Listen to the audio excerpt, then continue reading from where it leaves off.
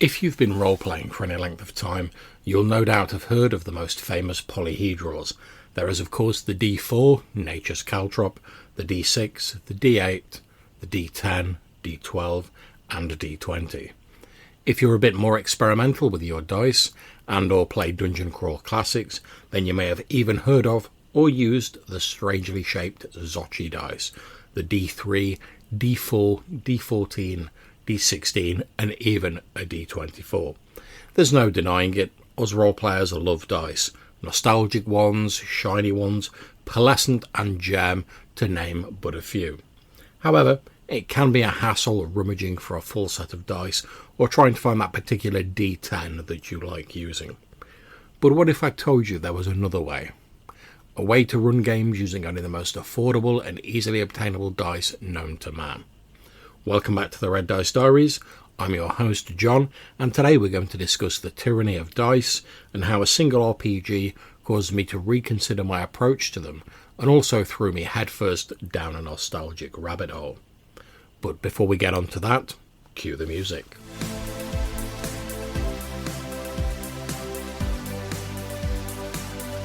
So the game I'm going to talk about in this particular episode is a game that I'm shortly going to be running at a local convention, and that is the EZD6 game written by GM Scotty.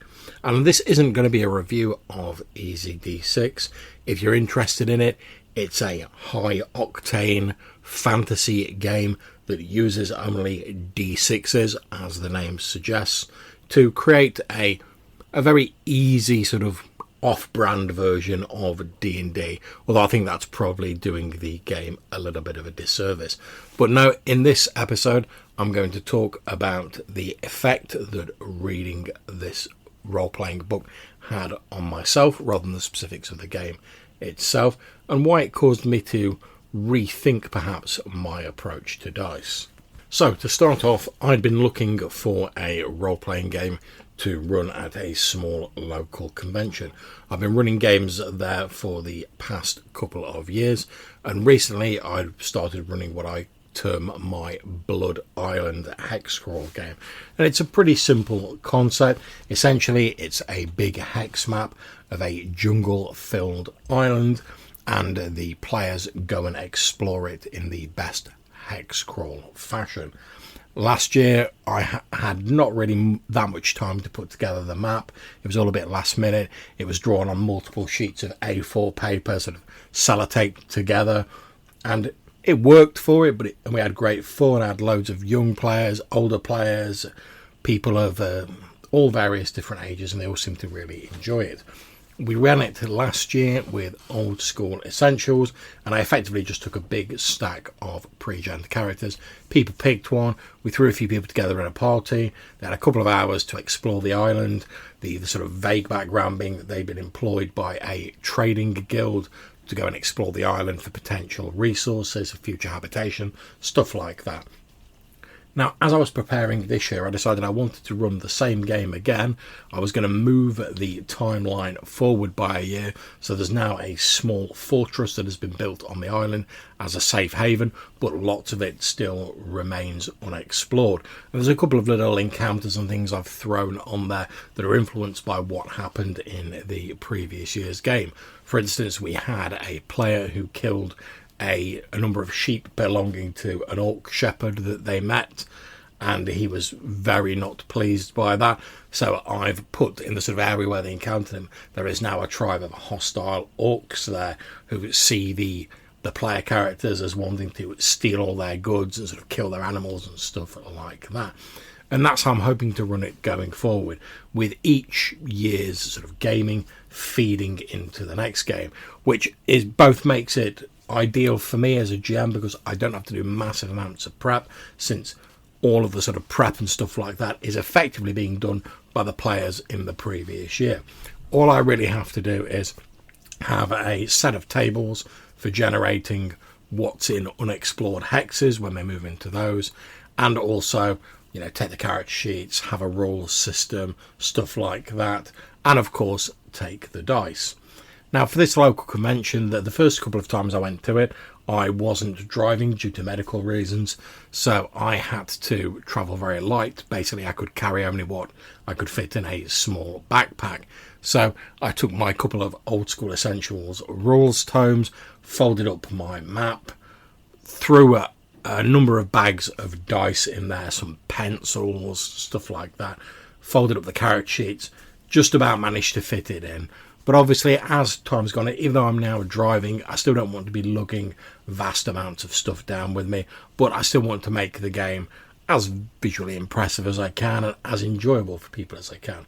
So this year I've used Hex Kit to create a large version of the Hex map from the previous year, and I've paid on the Vistaprint website to have a sort of A1 sized version of that map printed as like a big poster. I've got a couple of copies of that, so I've basically got a spare, and that can be used as the map. It's all nice and colourful, a lot more visually impressive than the previous years. There's a couple of little notes and stuff I've put on it, and the idea is going to be is as we go along I can make notes or put like little sticky labels on the map to label out the things people find, and that will update the map for future adventurers. So they're sort of building this tapestry of the adventure as they go along. I've also been looking at streamlining other things. Now, don't get me wrong, I love Old School Essentials. It's one of my favourite systems. However, I've recently come into possession, after a few people recommended it to me, a copy of the EZD6 role-playing game. And that's, as I said, it's a fantasy game, but it really focuses on sort of punchy convention scenarios, which is ideal because, as I've said, each team or each group is only going to have a couple of hours to explore the island. So I really want them to get the most bang for their buck, but I don't want them to have to be worrying about the rules and stuff like that. Now, Old School Essentials is very simple, but at low levels, let's face it, most sort of older games aren't that cinematic. Now, if I'm running a campaign, I love starting that 0 to hero and sort of building my way up and stuff like that. However, for a one-off, I just want something a little bit more punchy, and I believe EZD6 deals with that in spades. Essentially, it's got a more sort of free-form magic system, and it's based around the idea of you roll a d6, you have to beat or equal a difficulty number set by the GM or the armor class of your foe if you're trying to hit somebody. If you do that, you succeed and you roll damage, or you go on to succeed at the task or whatever. If you have like background skills or your class particularly helps you, you could effectively roll for advantage, so you get to roll an extra d6, and if either of the results come up as a success, you've succeeded. If you're suffering negative conditions, or there's some other thing that's going to impact you negatively, you roll at a disadvantage where you roll 2d6 and you take the worst results. And there's a few little bits and pieces that add on to that, and magic works in a slightly different way, but essentially that's the very basics of it. But one of the things that really struck me about it, as well as the fast-paced sort of convention style that it leans towards, is the fact that the game only actually uses d6s. Now, don't get me wrong, I provided dice on the previous years for people playing the game, and everyone was really good with them. They all got returned at the end. Some people even bought their own dice, and that was great. However, I thought this year what I'd love to just be able to have a massive stack of dice that I could take with me. Just go, boom, there we go. Plenty of colourful dice. People can pick what they want, and we can just crack on with it. But I also didn't want it to cost the earth. Got to look after those pennies. However, as I was reading EZD6, I thought, well, I wonder what I could get like a big bag of D6 for. I went on Amazon, searched for 6-sided dice multi-pack, and I got a massive stack of them with a free bag, and it ended up costing me about £10 in British money, which at the time of recording is about $12 US, and that got me 100 dice. They're not the biggest dice in the world, but they're not absolutely tiny. They're obviously made of cheap sort of acrylic plastic with just a little like white dots on them for the numerals, but they're absolutely fine for D6s, and I'm not going to be annoyed or upset if like a few of them get lost or damaged, because like I say, they didn't cost me a great deal. So with that, I've basically shrunk all of my dice down to one sort of fist-sized bag of dice. One very small rulebook. The EZD6 book is in that digest format, and it's not a very bulky book, but it more than has all the stuff you need in it to run an adventure. Also coming up with monsters for it is very simple and easy to do, which is great for me because on this jungle island I want to have lots of dinosaurs and lots of crazy exciting creatures, but I don't want to have to spend weeks and weeks designing those creatures. Whereas with EZD6 it's very simple to quickly create monsters or adapt them, which is another great thing about it. I also, as I said, I like the fact that the magic system, whilst systemically is very simple, is more improvisational in nature, allowing wizards and spellcasters to just sort of state the effect of what they want to do. The GM sets a difficulty number, they have to beat that difficulty number. There's a few extra bits to it, but by and large that's it, and that's great for a convention scenario, because in a convention game where it's all just about crazy fun, I want the wizards to be like pulling off crazy shiz and just like trying odd stuff. I want them to have that excitement about the magic and the abilities that their characters have. So there are a few reasons why I decided to go for EZD6 this year when I'm running the campaign, and I'm also quite liking the fact that the campaign will allow me to try out multiple different rule systems each year, assuming I decide to change. But I mentioned earlier that it had thrown me down a nostalgic rabbit hole. Well, I'm going to talk a little bit about that now. It threw my mind back to a time when we had a sort of war games. I mean, it's before I really got into role-playing games. We had a sort of war games and board games club at my secondary school, and we didn't really have any equipment back then. Obviously, we were very like poor young people with like not much money. You know, if you got a board game for Christmas, it was like amazing, or if you got some like Warhammer figures or whatever, it was like the shit.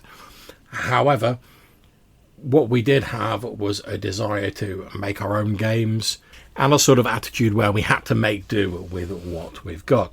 And one of my earlier memories, I believe it was my father who first showed me this, is that if you took one of the old sort of pencils you used to use at school, where they were sort of there like a sort of hexagonal cross section, if you used like a pair of scissors or something to scrape the paint off a small section on each of the side, you could write in 6 numbers and then just roll that pencil as a dice.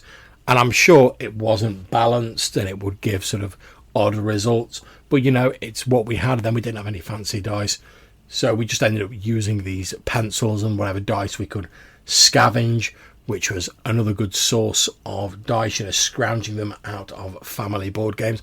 And obviously they were always D6 as well, because that tended to be the most common dice you would find in board games at the time. And EZD6 threw me back to that sort of early era, you know, scrounging dice out of board games, coming up with all these strange sort of little board games ourselves, and cutting out little cardboard pieces and stuff like that. I vaguely remember that I tried to come up with some sort of aeroplane dogfighting game, which wasn't very good because I couldn't really wrap my head around how to represent 3D dogfighting in a sort of 2D board environment. And like I say, I was more into my war games than my role-playing back then in my younger days.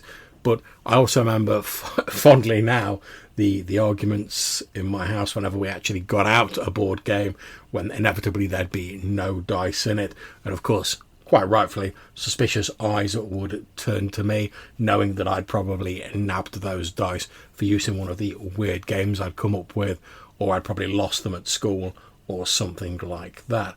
And it really made me chuckle to be sort of have my mind thrown back to those times. So now, do I think games that use multiple sets of polyhedrals are bad? No, of course I don't.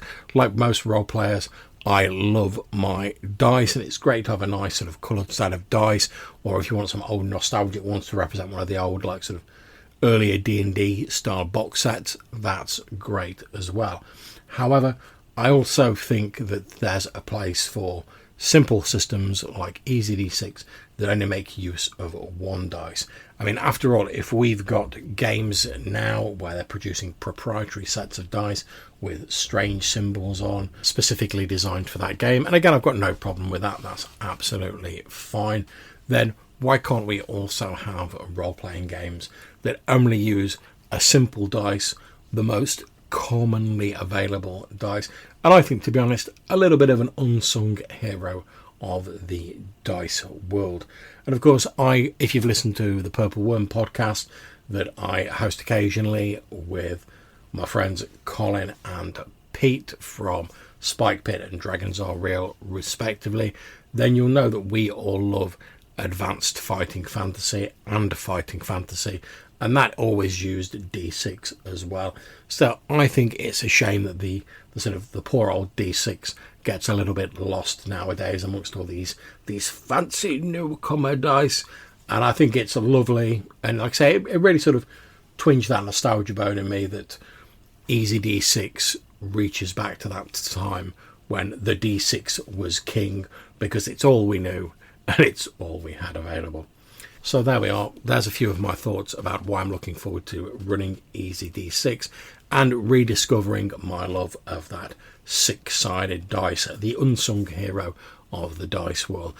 In a month or so, when I've been to the local con, I'll probably produce another episode. I mean, hopefully I'll do some more before then, but I'll almost definitely do an episode where I talk about how the game went and stuff like that, and what my experience of EZD6 was like running it. So hopefully you'll join me for that. If you'd like to get in touch and tell me what your experiences were using the mighty D6, do you love the D6? Do you hate it? Do you prefer all those polyhedrals?